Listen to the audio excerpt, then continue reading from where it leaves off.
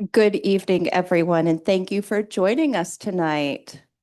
My name is Catherine Humphreys. I'm the Interpretive Programs Manager here at Historic Sauderley, and I'd like to welcome you to tonight's presentation given by our very prominent guest speaker, Dave Brown. Before we get started, I'd like to thank Port of Leonardtown for being here this evening and offering a wine tasting, making this a truly special event for us and not like our typical speaker series. So if you have a wine tasting ticket, please enjoy responsibly. And if you haven't purchased a ticket already, if you go visit Chrissy, our marketing manager, at the end of the presentation, she can also get you set up there and you can enjoy as well. Port of Leonardtown will be here through the evening. Tonight's presentation is about one of Sauderley's key figures, George Plater III, a man who seems to have more myth and legend associated with him than our understanding of the facts surrounding his actual history. Tonight's guest speaker is one of my favorite people connected to Sauderley, Dave Brown. I have had the pleasure and honor of working with Dave over the course of the past 11 years. That poor man. He has really had to put up with a lot from me over those years. A lot of questions. Some of you know my favorite question is why. And when I said I would come up here and read his bio, how do you condense a man with multiple, kind of chapters and, this of to his life? He's a man who has lived so many lives over the years. And I was able to do it, but it took time, a lot of time. It's like trying to make the Cliff Notes version of War and Peace. Dave is a retired diplomat and university educator. Since 2000, he has been affiliated with Historic Sauderley. This man has done it all, and we are so grateful for him. He has been a volunteer tour guide. He has been a historian, a researcher, a member of our board of trustees. He is responsible for 4 books related to the history of Sauderley. This includes George Plater of Sauderley, Sauderley, Her People and Their Worlds, 2 very prominent recent publications, The Barber Family, From Slavery Through Segregation and the Civil Rights Movement, published in 2023, and most recently, the publication, The Kane Family, Slavery to Freedom. Dave's research has shaped so much of what we know about Sauderley. It's impacted our tours for the better, and it has helped build dynamics and relationships within our descendant community that have had a long-lasting effect even today and will continue to do so. For those of you who are interested, we have copies of George Plater of Sauderley available for sale this evening. They're $20 a copy. And at the end, we will have the opportunity, if our illustrious speaker is okay with it, to sign copies of the book. But ladies and gentlemen, let me pass it over to Dave Brown.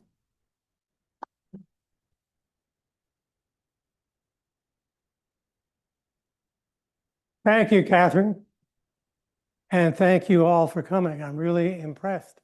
There are a couple of people here tonight that actually were at the college 6 weeks ago and saw me in a more formal attire up on a stage giving a lecture. I'm really impressed that they are torturing themselves a second time. I'm also glad you're here because I panicked earlier this week when I heard that the USA Turkish soccer game was at 7 p.m. And then it dawned on me at 7 p.m. on Pacific time. So I'm not preventing you from going home and watching the game, which I may do myself. Anyways, the reason I'm not got a jacket on is I'd like this evening to be a little more informal than things were down at the college. So I left it at home. And I noticed, I guess I'm appropriately dressed for this group. What I would like to do is, instead of having questions all at the end of the presentation, every bit I will stop and ask you to ask questions about what we've just been talking about. And then go on to the next story. If you don't ask me questions, I'm going to ask you questions because I need help.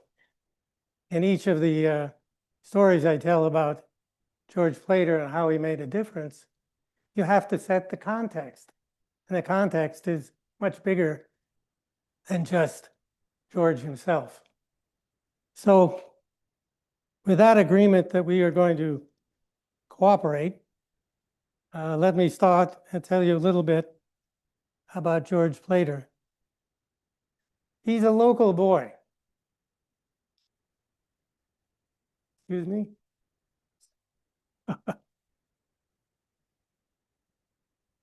He was a local boy in the sense that his father moved down here to Souderley in the early 18th century. And he was born here at Souderley. And he lived his whole life here. He made one trip abroad to England and several trips to Philadelphia. But other than that, he's in the state of Maryland his whole life, and most of that time down here. So he's a local boy. And when his father died, he was 20 years old, and that forced him to step into his father's place in St. Mary's County Society. He started off by being a justice of the peace locally. He was active in the Masons. The Masons had a chapter in Leonardtown in the 1760s, and he helped set it up and was the first Grand Master of that Masonic temple. And he was very instrumental in establishing St. Andrew's Church on Route 4 over here. He was a vestryman of one of the two parishes that were land was being taken from to form the new St. Andrew's Parish. And when he was in the lower house, he got the legislation passed to set aside the land for that church.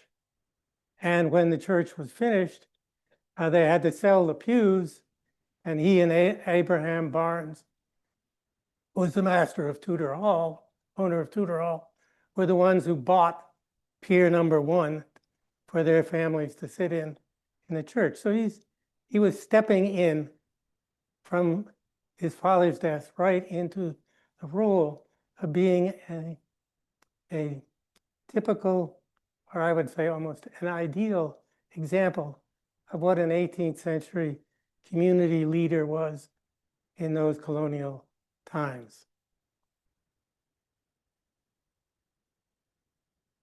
So let's just say a word about his career.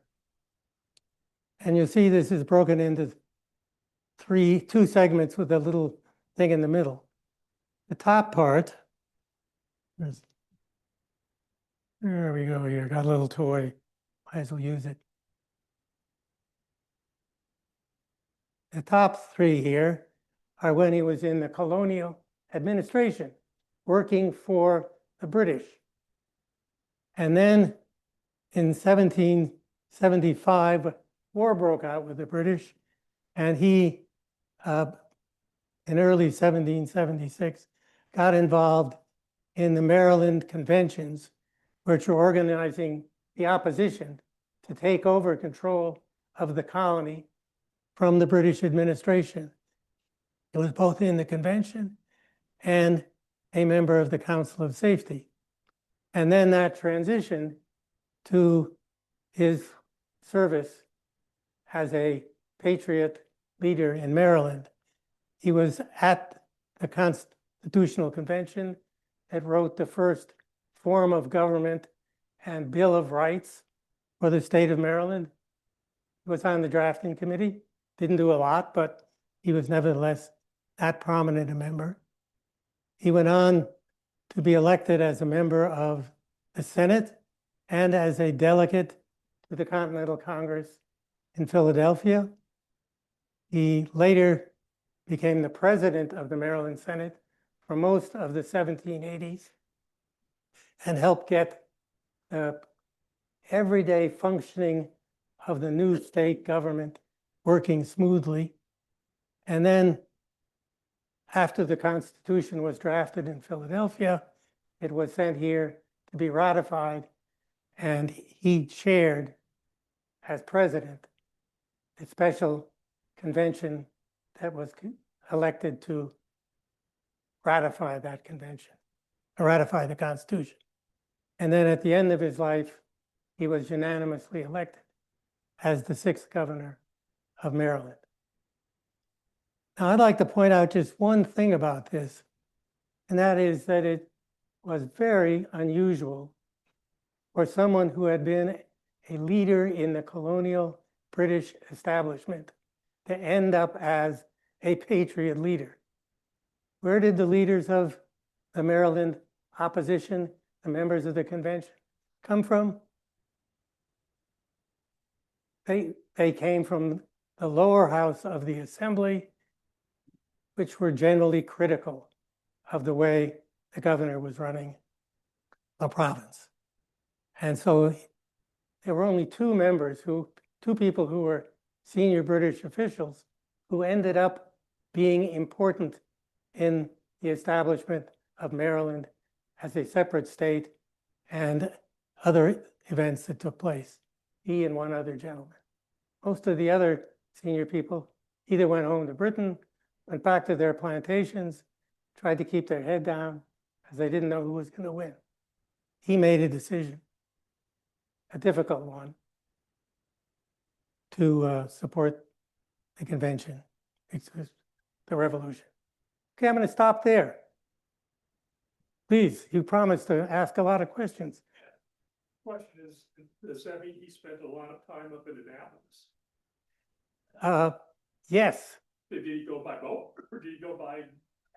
We don't know specifically, but I think the typical way he would have gone was go across by ferry and up what is now Route 4 by horse or carriage to Annapolis. I think that was the typical way he got there. But did he leave this plantation here a lot to go up there? During the 3 years that he was both a delegate to the Continental Congress in Philadelphia and a senator here in Maryland, he spent almost all of his time doing one or the other of those two jobs. Okay, I've got a question in the back. Well, he died at 57, I think it was, so that's how old he was. He was only governor for 3 months before he was done in. He did one important thing. He signed a bill that transferred part of Maryland to the District of Columbia. He gave part of our state away. Okay. Let's see, where do we go from? Okay.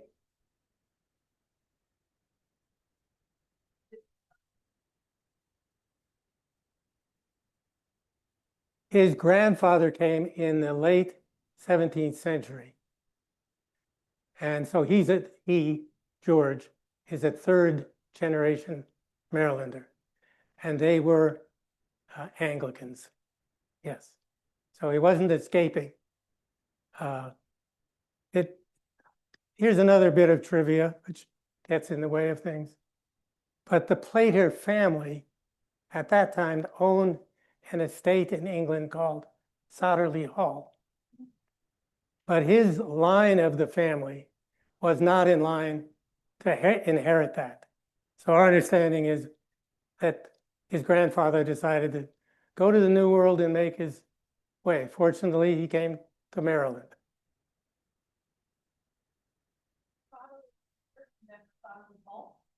Pardon?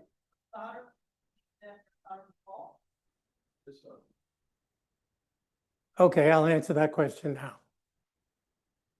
Before the Platers came here, our first owner, James Bowles, bought 2,000 acres out of Resurrection Manor. And he called that property Bowles's Separation, because he'd separated part of Resurrection Manor out to be his own property. And that's the way it was known, except informally it was known as Colonel Plater's property. George's father was known as Colonel Plater. He was known as Colonel Plater. His son was known as Colonel Plater. And his grandson was known as Colonel Plater. So that the property's unofficial name was that. But just, we're going to go on, let me go on to this next slide. Which is, why did he become a patriot? And I think I'm getting at part of this. Why did a British official end up becoming a supporter of the patriot cause? Well, in one sense, it's because we have some letters of his that show that he believed that the colony's point of view on the political issues with England, the colonies were on the right side of that argument. So he believed in the cause. As I said, he was a third generation Marylander. That meant that he had emotional ties through his grandfather's generation back to England. As I said, he only made one trip out of Maryland. It was back to England. And we believe he went to visit the family home at that time. But his friendships, his economic interests, they were all here in Maryland. And his interests and personal ties were more powerful than the emotional thing to England. But we know it was an issue in his mind, because up until the spring of 1776, when he made his decision decisively to support the patriot cause, up until that point, the few letters that we have written by him from here said they were written in Maryland or in the Patuxent. After 1776, every letter he writes from here has the word Sotterley, or in a couple of occasions, Sotterley Hall at the top of the letterhead. So he was the one who put the name Sotterley on this property at exactly the time he was wrestling with the question of, what do I do? So that, two other points. One is his letters talk about him in a couple of places as an American. Now, most of the people in the 18th century thought of themselves as a citizen of Maryland, of Virginia, of New York. It took a while for them to start thinking of themselves as Americans. It developed slowly. He was, I think, one of the early people to have this consciousness of being an American. And the fourth point I would bring up, he was a conservative. He came out of the gentry, wealthy gentry, slave-owning, land-owning elite of Maryland colony. Very typical of the elites of many of the other southern states. And he realized that there were new forces being generated. He knew that the Peggy Stewart had been burned to the ground by a mob in Annapolis when it brought tea into Annapolis. He knew that there was a new organization called the Sons of Liberty being formed in this new town of Baltimore. And they weren't people from the elite like himself. And we know from what he did after that he was a very conservative guy in political terms and in economic terms. So I think he made a decision to get involved and guide the way change was going to take place in Maryland. So that's my thoughts on that. Any questions about becoming a patriot? Just out of curiosity, he was a naval officer for the Pax River. Was that before the revolution? Yes. After?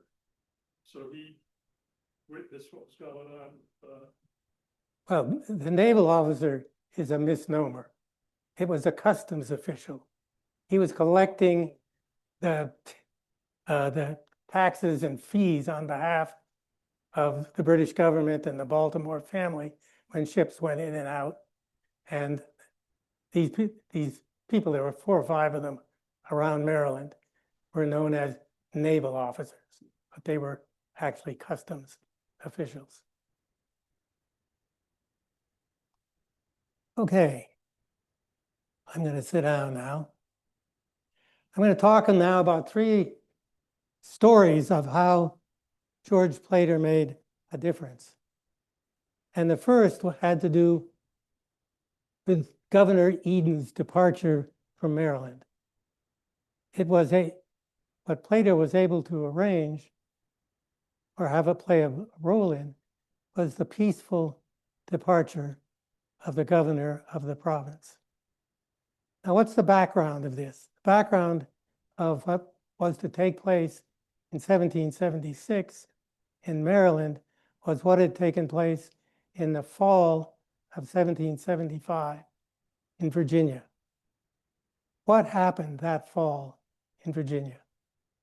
Anyone know? Anyone heard? Don? Yes. Dunmore was the governor. He was a Scots firebrand of a person, believing that he had military capabilities and was determined to preserve the authority of Britain in the province of Virginia. His most prominent action was to issue a proclamation in November 1775, formally calling on slaves in Virginia to escape from their owners, come and join him, and fight for their freedom against the British colony. And if they did that, they would get freedom at the end of the war. How do you think people here in Maryland felt about that? Not very well, because fear of a slave uprising was ever constant in those minds. So what happened in Virginia was that the colonial militia there became loyal, not to the British, but to the Virginia Convention that was trying to replace the British. And so the militia took their orders from the convention in Virginia and urged on, in part by slave-owning Virginian George Washington, they were going to drive Dunmore out of the state. And so just before Christmas of 1775, there was a battle called the Battle of Great Bridge, just outside Norfolk. Dunmore lost, and the British left and sort of retired onto the British Navy ships that were there. And about 10 days later, they made an effort to reconquer Norfolk. And in the process of that battle, the city of Norfolk was burned to the ground. So that's the background in which the questions now come up in the spring of 1776. What are we going to do about Governor Robert Eden, who's the British governor in Maryland? He's a very different kind of guy. He had not been confrontational with the Maryland Convention leadership. He tried to avoid conflict in the state, the exact opposite of what Dunmore had tried to do. But in the early part of 1776, a British ship which was carrying the British government's instructions to Governor Eden was intercepted on the sea, and those instructions were read by the Patriot cause.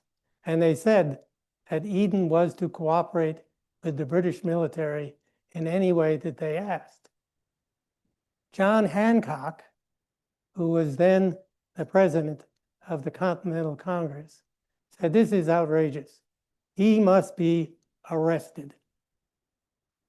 And as I mentioned, there was a group of Sons of Liberty people in Baltimore, one of whom was named Samuel Purviance. And they undertook on their own authority to try and go up to Annapolis and arrest Governor Eden. Well, the views of the Maryland Convention were that John Hancock has no right to tell us what to do down here in Maryland. And no, we don't like these guys in Baltimore usurping our role as the ones who are trying to make decisions for Maryland in this transfer of authority. So they blocked it. But that left them with a problem. And the problem was what to do with Governor Eden. And just at that time, George Plater had become a formal signed-on member of the Maryland Rebel Convention. And almost immediately, he was given the job of chairing a committee that would thrash out what was to be done with Governor Eden. And he spent about a week listening to people and leading discussions within the convention about what to do, and ended up with a proposal that wasn't going to be make everybody happy. And that proposal was that they should try and have Governor Eden leave peacefully without any confrontation. This would require Eden to agree. And Eden is the embodiment of British authority in Maryland. So is he going to agree to leave or not? It wouldn't make John Hancock happy or the people in Sons of Liberty, but they said, if we don't get him out peacefully and we have to arrest him, what do we do with him? For how long do we have to take? We can just, there's no record of these discussions because there are no records of committee hearings from that period. Anyways, it was decided that they would go and meet with Governor Eden and make this proposal, and Eden agreed. And so a month later, at the end of June, roughly end of June 1776, a British warship came to Annapolis under a white flag of truce, picked up Eden, and the leaders of the Maryland Convention escorted the former governor down and said farewell to him, and he left. And there was no confrontation, there was no burning of cities. It was a successful thing. Now, I have always wondered, why did Plater get chosen for this?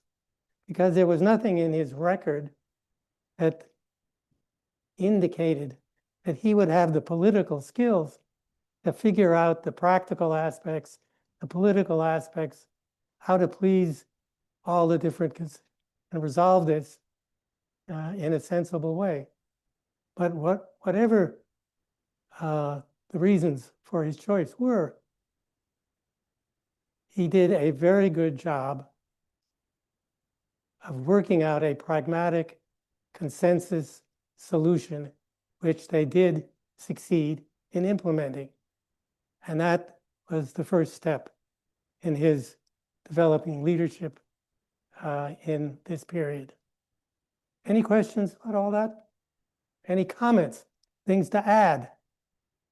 Well, let's start with Don this time. Motivations for him coming back was they confiscated all of his property and all of his wealth. You're talking now about Eden coming back after the war. He had all of his property confiscated. That was part of it. Will he give it up? Yes, he would. He was supposed to take some of his furniture. At the last minute, it wasn't put on. Right. Yes. Thank you for that comment. Question? Just how many people, loyalists, Very hard to say.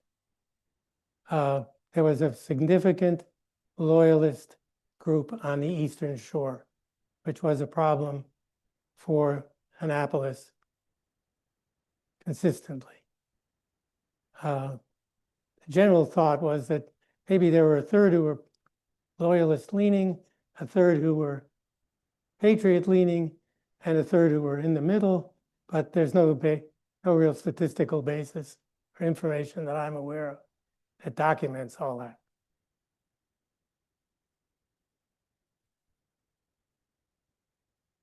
Okay. Number two. This is a complicated issue that takes place, you can see there, over 4 years. My question to you is,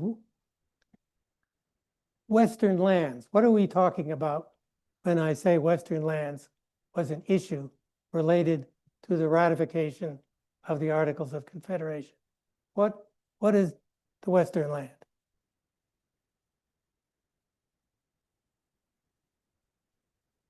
Pardon?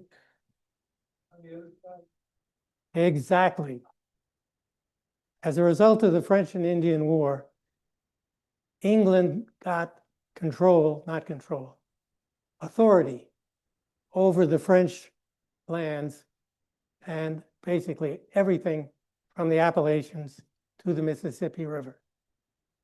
And as the war was beginning to develop and they began to think about what are the conditions we want, one of the things they wanted from the British, if they won, was control of all that land from the Appalachians to the Mississippi.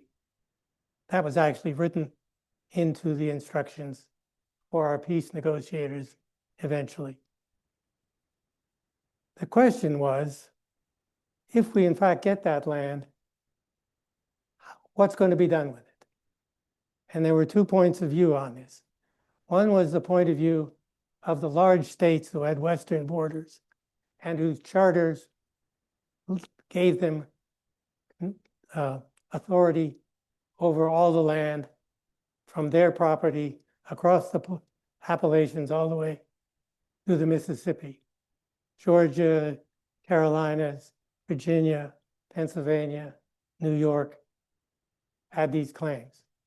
And the other point of view was the one that Maryland adopted, which was if we all of us collectively fight a war and win control of that land, then we all collectively should decide how that land is used. And so when the Articles of Confederation were written, they were sent to each of the colonies/states to be ratified. And each state, all of the 13 states had to ratify before the articles would come into formal existence. So when the request for ratification arrived in Maryland in early 1778, George Plater was a member of the Senate, and the Senate and the House together adopted instructions that Maryland would only ratify if the Continental Congress was given authority over the Western lands. The Articles of Confederation were silent. They said nothing on this issue. So that was the position that Maryland adopted. And 6 months later, in the middle of 78, George Plater, no longer in his Senate role, but in his role as delegate to the Continental Congress, had to present that argument in Philadelphia. And it turned out there were only 3 states that would support that point of view: Delaware, New Jersey, and Maryland. And it was very clear to George Plater and his colleague, Charles Carroll of Carleton, that the Continental Congress was not going to accept any amendments to the Articles, because if they did, they would have to send the amended text back out to all the states for them to consider again. And by the middle of 78, several states had already ratified. So Plater and Carroll reported back, no chance that our views are going to be accepted. We should support the idea of unifying to prosecute the war. Plater's back at the end of the year. He's back in the Senate. Back here, the Senate's considering this along with the House, and they decide, without a vote in the Senate, that they're going to adhere to Maryland's position. They wrote a long set of arguments that their delegates should use in Philadelphia and sent them back. Well, when that position was presented at the end of the year, it was rejected. And by that time, Delaware and New Jersey had each ratified. So Maryland was the single state that had not ratified, and since unanimity was required, that meant that the Articles of Confederation could not come into action. And that was where the issue was frozen for 2 years. 2 years, 79 and 80. And whenever Plater was in Philadelphia, what the Maryland delegates were trying to do was to persuade the states with claims to give up those claims and to try and persuade the Congress as a whole to push the states to do that. Well, but roughly at the end of 1780, New York had decided to give up its claims. That was a very big state. And the Congress had decided to adopt a resolution urging all the other claimants to give up their things. So what this tells you is that Maryland's views were gradually getting accepted in Philadelphia. Plater's tenure ends at the end of 1780. He comes back, Senate's in session. Lo and behold, he's up in Annapolis once again. And in January of that year, lo and behold, Virginia had announced that it was going to renounce its claim. This was a very important development from Maryland's point of view. So there was a vote in the Senate on January 28th, 1781, and it was 5-4. The Senate president, named Jennifer, and 5 people wanted to keep their conditions, and Plater and 3 others voted to have a clean, unconditional ratification instructions. Since the House had already agreed to unconditional ratification, that meant that the House and the Senate were at loggerheads. The next morning, Jennifer, president of the Senate, informs his colleagues that he is indisposed and he cannot attend the Senate. This meant that a new president had to be elected for the Senate. And that person was Plater. And Plater was a supporter of unconditional ratification. So he spent the day listening, jawboning. We don't have the record, but we know it must have happened, because at the end of the day, the House formally requested the Senate to reconsider the issue. And the next morning, Plater was able to bring his colleagues together and then inform the House that without a vote, the Senate had agreed to unconditional ratification. So again, what we see in Plater is the ability to listen to people, jawbone, work things out, come up with a pragmatic solution, and move the issue forward. 2 things happened after that. 1, every time the Senate reconvened after that, and Plater was present, he was elected president. His colleagues respected what he had been able to accomplish, and that consolidated his leadership position in the Senate. The other thing that happened was that 6 weeks later, Maryland reported to Philadelphia that Maryland had ratified it, and the Articles of Confederation came into account. Now, I'm going to mention one other thing. What happened 6 years later?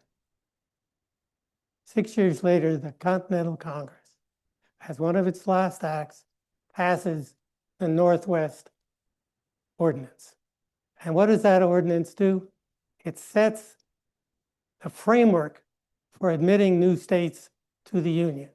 And that was that the area north of the Ohio would be chopped up into territories. And as the territories gained population and governing capability, they could apply to be states. And that's what happened.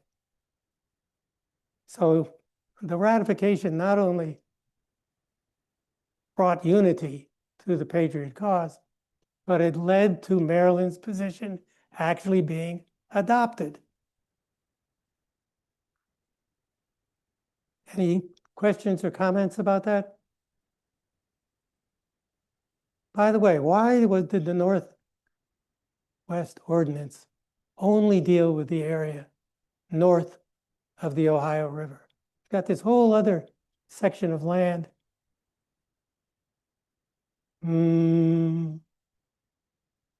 I don't think that was a major factor.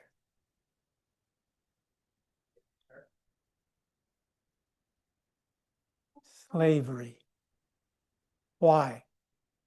The Northwest Ordinance said that there would be no slavery or involuntary servitude in the new territories in the Northwest. And the only reason that got passed was because of the implicit deal that that didn't apply south of the Ohio River, and therefore all of the territory to the south could be divided up into future slave states. That's how it got. So that this vicious, evil issue of slavery seems to pollute every really good thing that you thought you knew about in U.S. history. Any comments? Okay. Now, George Plater was a very strong proponent of a stronger central government than was provided for in the Articles of Confederation. He had been in Philadelphia for 3 years, and he saw how the very limited authorities hamstrung the Congress. And so he was a strong supporter of that. And he supported Maryland sending delegates to Philadelphia to try and change that circumstance. And he helped write some instructions for them, which urged them to support a stronger central government. He didn't himself go because he felt his health was very poor, so he did not allow his name to be put forward as a delegate. But when it came back, the Articles of Confederation required each state to have a special election to choose a convention to ratify or not ratify the Constitution. And the Constitution ratification provision said you didn't need 13 states any longer. That was one of the things that hamstrung everything, the need for unanimity. Only 9 states would be enough.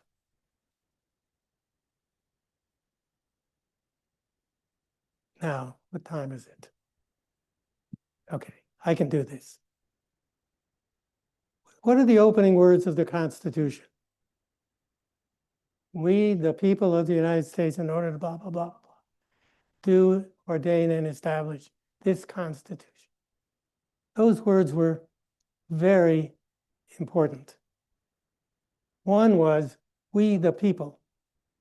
In other words, who's going to approve this? Not 13 individual states exercising their sovereign authority, but the people acting through their elected representatives to a special convention whose only job was to decide whether or not to ratify. And that was very important because the whole idea of a written constitution was, in essence, an American innovation. And you had to have a way to make sure that the statement in the Constitution that this is the supreme law of the land, that document didn't look like just another piece of legislation out of the Congress. So the idea was you required a special convention solely to approve or not approve. And you tied the fact that the people elected those representatives to the opening word in the Constitution. We, the people, establish this. The whole idea, sort of the political idea behind it, was that sovereignty would not rest with the states. Sovereignty rested with the people. And the people delegated certain parts of that sovereignty to the federal government and other parts of it to the state government. But sovereignty rested in the people, not in the state governments. So what was Plater's role in getting this approved?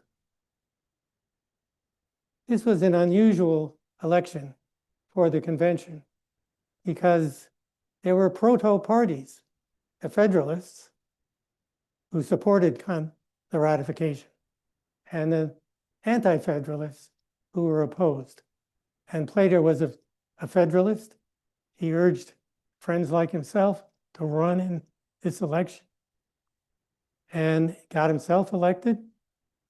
And when the election was over, the Federalists had won 64 of the 76 seats.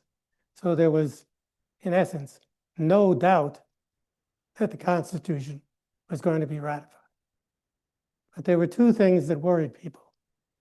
One was that the Anti-Federalists would attach amendments that had to be adopted before the Constitution.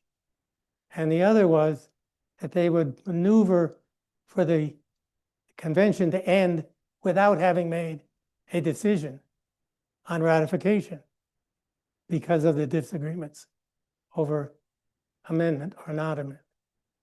So what the Federalists did had not been done before. They got all of their delegates to come to Annapolis before the convention was to open. And they met and they decided a strategy. How are we going to ensure that this convention ends with the Constitution ratified? And they had a couple of things. One was, we're going to consider the document as a whole. We're not going to debate it article by article. It's all or nothing, one. Secondly, we're going to have a vote on ratification before we allow any discussion of amendments. And third, we're going to write rules that make it easy for the person who's chairing the meeting to reach decisions to implement that. And they decided that Plater would be their guy because of the record he had of being able to run the Senate effectively. So when the convention convened, that's what happened. They read the Constitution one day. They opened it up for discussion. They allowed the Anti-Federalists to make their statements and explain their point of views. The Federalists said, we're not going to debate it. We're just going to vote on it. So they they said, if a Anti-Federalist starts talking about amendments, the rules are written so that can be stopped. So when William Paca, who was one of the Anti-Federalists, on the fourth or fifth day of the convention, started trying to propose individual amendments, the Federalist delegates got up and said, point of order, that's not permitted. And Plater, as president, granted the point of order, and Paca was told he could explain his views, but not talk about amendments, which is what he did. So when all of the anti-federalists had finished their discussion, one of the Federalist delegates raised a point. Now that the discussion is over, it's time to have a vote on ratification. And he moved that. And Plater, as president, said, yes, the rules permit this. We're going to move directly to a vote. And the vote took place 63-11. William Paca actually was one anti-federalist who voted for ratification. And once that was done, they didn't have, I don't think they had a lot of applause, but that was a decisive moment when the Constitution had been ratified. So then they allowed the formation of a committee on amendments chaired by a Federalist, and that met for 2 days over discussion. Plater was getting nervous. Why is this taking so long? He calls on the chairman of the committee to report, and specifically, are you going to recommend any amendments? And the chair says, no amendments are going to be recommended. So Plater says, well, if that's the case, I think the time has come to adjourn the meeting. And they called for a vote on that. Now, there was a little bit of disquiet in the audience, or in the membership. But eventually the vote was held, and by 47 votes, the adjournment was approved. The meeting ended, and all the delegates went to Mann's Tavern. This was the biggest tavern in downtown Annapolis at the time. And they had a huge celebratory banquet. And as was typical during the Patriot years, there were always 13 toasts, one for each state. And each time, the way they set it up this evening was that there would be 13 ceremonial cannons fired each time a new toast was proposed. So all night long, they were partying and having a good time down at the tavern to celebrate what the Federalists thought was a very successful convention. The day after the celebration, the Federalists who had voted for it had to go and sign a document saying, we all agreed to this ratification. And the document has been lost. But it was described that Plater signed the first signature, and he had seen what John Hancock had done in Philadelphia. So he did exactly the same thing, put a great big George Plater right in the middle of the document, and everybody else signed around it. Unfortunately, as I said, even though Plater issued instructions to the assembly to be sure, save a copy of this, it's been lost. So that was his role, and a very important one, in making sure that the Constitution that we live under today was approved. Any questions or comments about that?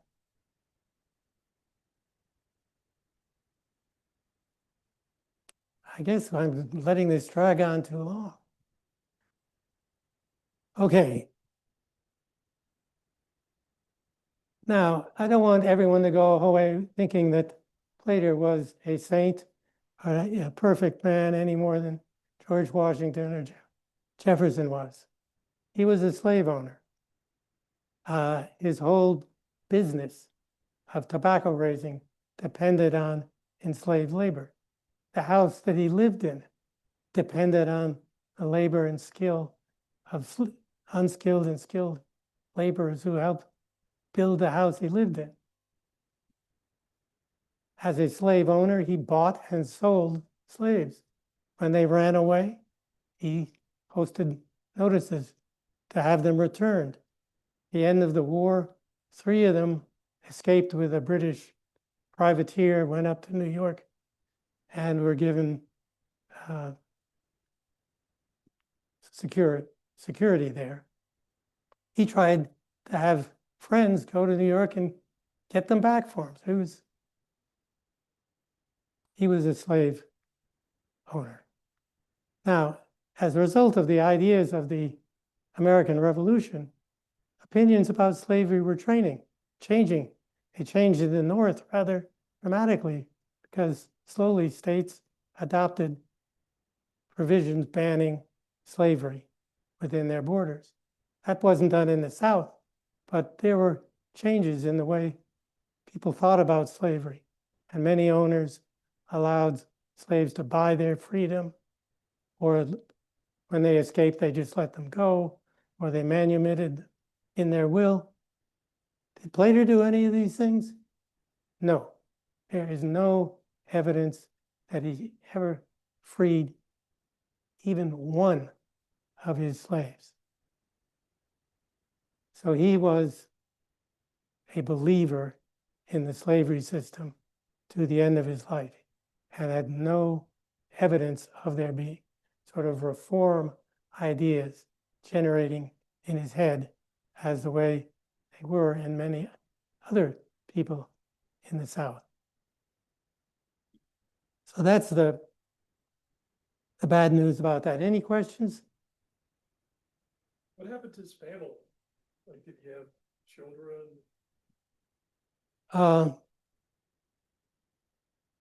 Let me answer that question in a few minutes. We're going to end up going the wrong way. So this is his portrait, the formal portrait that was done because he was a governor. It was actually painted 30 years after he died, taking the image from the earlier photo that I showed you had been painted in the 1760s. Here are some thoughts about where Plato fits in. Nationally, he is not considered a founding father. Doesn't even get close to that. But within Maryland, he's one of maybe 8 to 10 really important figures in this whole period from 75 through his death in 92. He wasn't as rabid a supporter of independence as some other people. He wasn't a big intellectual like Charles Carroll of Carrollton. He wasn't as successful a governor. He's only in for 3 months as Thomas Johnson, who has a bridge over here named for him. And he certainly wasn't known as a military leader like William Smallwood, but he was one of 8 to 10 people who played important roles of moving Maryland forward, supporting the revolution in this whole period. And if you look at St. Mary's County alone, there is no question that he was the most important figure in shaping events through that period from our county. There were other people who were active, but no one who touched him, and all the others, in essence, recognized him as the most important person. I like to think of him as a committed patriot. He didn't get to sign the Declaration of Independence because he wasn't in the Continental Congress at that time. Those people pledged to each other their lives, their fortunes, and their sacred honor. And certainly, Plato is a person whose life reflects that that was his dedication to the revolution. And lastly, I like to think of him as a model of an 18th century elite community leader. When he grew up, nurtured by his father, it was the middle of the 18th century. It was the colonial time, and to be a wealthy, connected community leader who had this image of himself as somebody who could make disinterested decisions on behalf of the community that were not related to his own personal interests, that this was the image of a community leader at that time. And that was an image which was reflected in the views of the people in the community who accepted him in that kind of a leadership role. By the time he died, politics was changing, and he was a little bit of an anachronism in the end of the 18th century politics of Maryland. And with that, I'll say I've talked enough. Thank you for your questions, contributions, and we can have a few more. We've only gone an hour. That's not too much torture. Please. Being the important character that he was he considered as a target for the guerrillas that raided up and down Tucson River, taking captive and ransoming prominent citizens and military people? Well, Been a great target. yes, there were several times, and you know more about this than I do, when the British were active in the Bay. And whenever they were, later, you know, from his letters, would move his family inland up to where 235 is now. He had another home up there. He'd move them to get them well away from the coast where the Navy ships were. So that was his practice. Now, there's a letter we have of his, and which is documented by some other things. And in February of 1783, just before news of the Peace of Paris came to America, a British privateer by the name of Joseph Wayland or Wyland, something like that, came on the property. We don't know what he took away, other than when he left, two things had happened. 3 of Plater's slaves had gone away with Wayland, and they were the ones who were taken up to New York after that. The other thing was that his overseer had been hung. Now, Plater reports that the British hung the overseer. I've always been suspicious about that. The people who had a real incentive to hang the overseer were the slaves. And that's just in the back of my mind, that that's a more likely explanation of what had happened. During his raids, he Never did. Thank you for that. That helps confirm my suspicion. What do you know about him? It's Sure. He operated out of Fields Island occasionally, out of the islands, James Island. And he had been arrested earlier in the war and managed to get away, or was released. And he took up the support of the British. He was more of a pirate than he was a loyalist. mm-hmm. But he conducted many raids throughout St. Mary's County and up the Tucson River into Calverton. And he was responsible for the sack of Benedict. Mm-hmm. So he had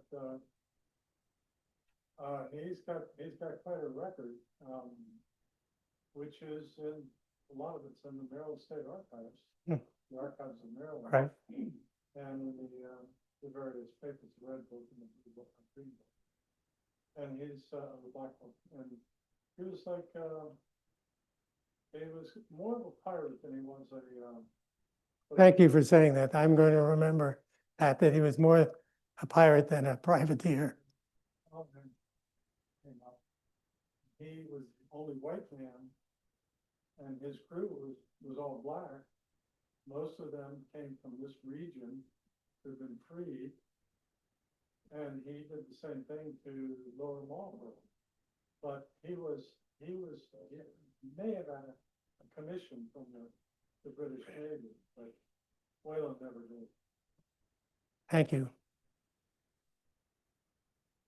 I've often wondered the revolutionary role that Slater and others played, while at the same time being staunch slave owners. And I often wonder, how did these model 18th century elitists, how did they reconcile how did they wrestle? Did you come across any private writings where perhaps Plato or any others, we're talking about Plato, convinced himself that he would be an elitist, a role model, a revolutionary, but the people apparently did not transfer to all the people? I've often wondered about that. You say that he did not provide for the slaves to be released and freed even after his death. So, if you ever come across... The answer is no. Unfortunately, we have a collection of maybe 125 of his letters. Very few of them mention slavery at all, and none of them address that kind of an issue. How did he reconcile either his faith with that or his moral judgments, his role in society? Just didn't. And they were returned. Well, as I said, he did sell slaves. That's documented. He did seek their return. We don't know specifically whether they were returned, but he tried to get them. He didn't get the 3 that went to New York back, but he was always trying to get them back.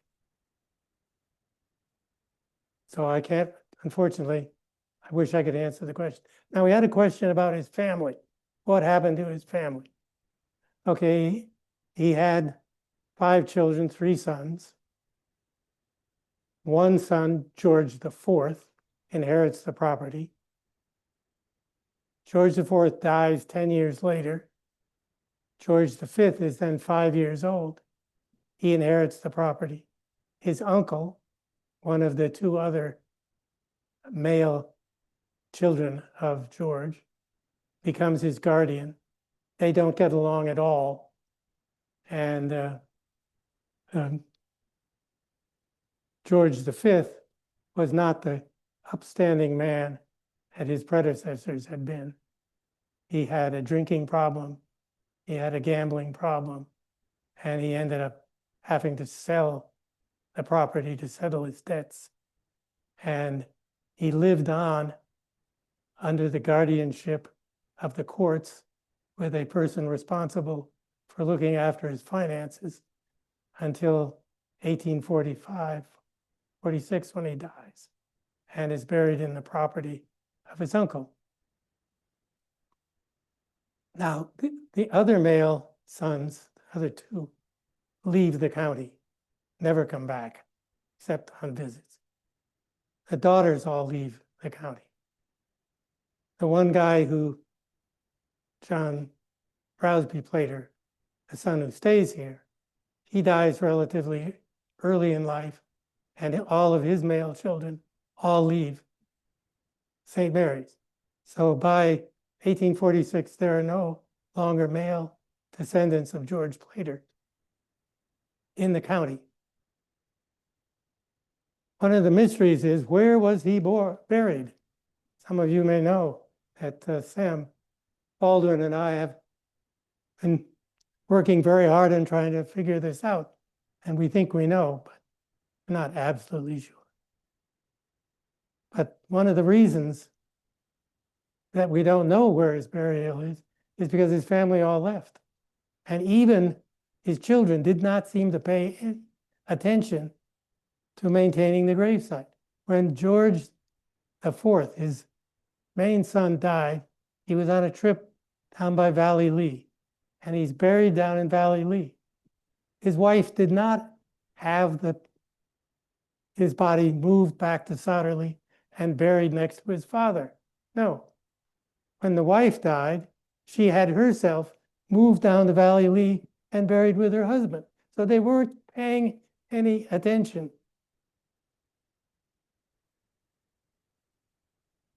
Yeah. If you know the garden of Sotterley, there's a brick fence at the back of the garden. You go maybe 75 yards past that brick fence. There's a place where we believe he's buried. That's based on some ground penetrating radar studies and a little bit of archaeological work. There is a grave there.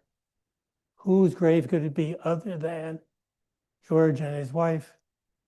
I don't think there's any other answer to that. So that's why I think that's where it is. But there's no gravestone to be found. So that's part of the reason why he's forgotten. The family didn't look after his plot, and they all left.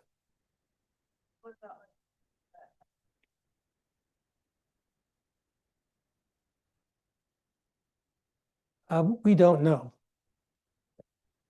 Well, presumably here. There is a place behind the barn over here, which we consider to be sacred ground, because we believe people are buried there. Whether they were buried there in the 20th century, 19th century, maybe 18th century, we have no idea. But we consider that sacred ground because it may be where some of the slaves who served here were buried. We're going to actually have questions with the microphone so that our guests watching online can hear, because we're getting comments that they're not able to hear everybody speaking. Maryland was founded as a Catholic colony. Have you written about that in the book? No.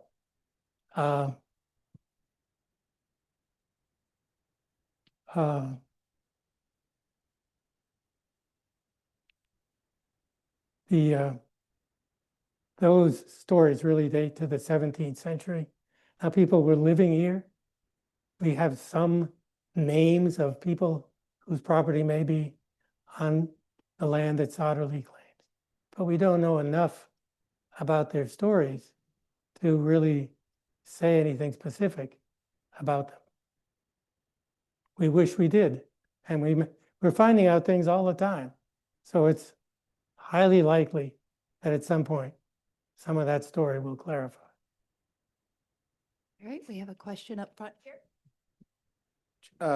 Question is there a chance that the overseer may have hung himself since he lost 3 of the slaves?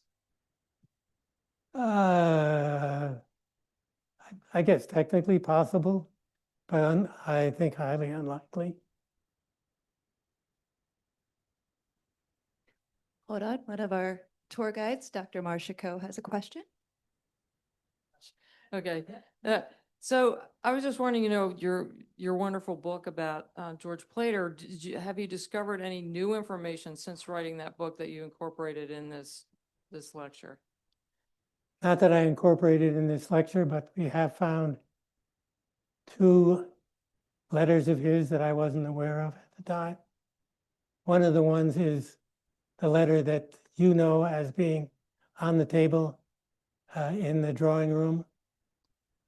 We were aware of one paragraph in that letter that had been copied out and written into the archives records, but the rest of the letter is something that we found out, and that did help us understand certain things, but not that I've mentioned tonight.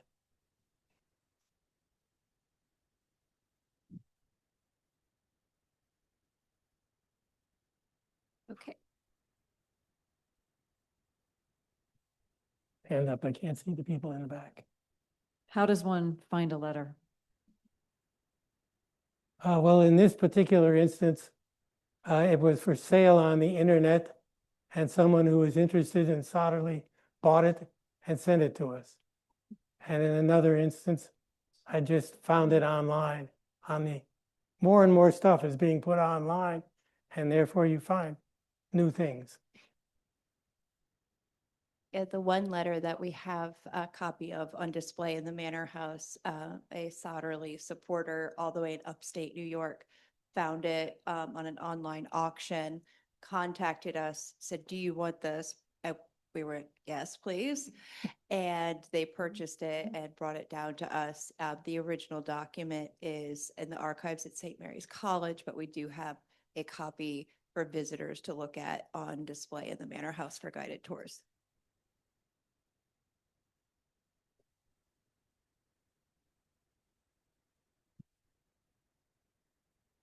Any other questions or comments for Dave? Well, thank you, everybody, and thank you, Yes, thank you Dave, for very such a much. wonderful presentation. I clap for you.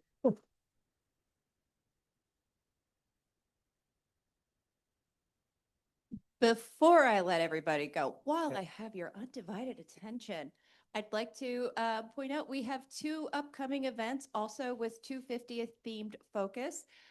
Next week, consider joining us for John Garrison Marks, who will be presenting on his book, Thy Will Be Done. It's George Washington's legacy of slavery and the fight for American memory. Talk about a heavy topic, right? And he will have copies of his book for sale. This is also a hybrid event, so you can register to watch this from the comfort of your own home and in between, World Cup games if you so choose. The other is Dave is coming back for another presentation. Bless him. Thank you, Dave. Our 1776 Tea Party. You can register for tickets for this amazing event on July 18th. It will be held in the comfort of one of our air-conditioned buildings like the barn here. Very grateful for modern technology in these old buildings. And it is, again, one of our last events with a 250th themed focus. And Dave will be giving a talk about, or Dave and I guess we're both got roped into this, a talk about British espionage during the American Revolution. So I hope that you will register and join us for that event here at Solderly. Again, that is July 18th, and you can get your tickets online. Once again, thank you, Dave. Thank you, everybody. Thank you to those watching online. This will be available on our YouTube channel and on our website, and we hope to see you guys soon.